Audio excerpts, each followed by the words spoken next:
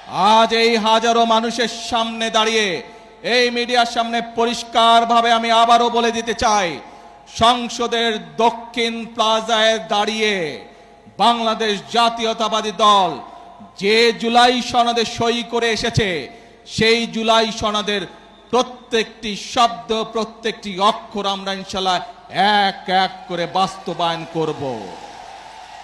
কিন্তু বারবার পরিষ্কারভাবে এই কথা বলে দেওয়ার পরেও আমরা দেখলাম যে কিছু রাজনৈতিক দল সংসদে এবং সংসদের বাইরে জনগণকে বিভ্রান্ত করার জন্য কিছু কথাবার্তা তারা বলা শুরু করেছে।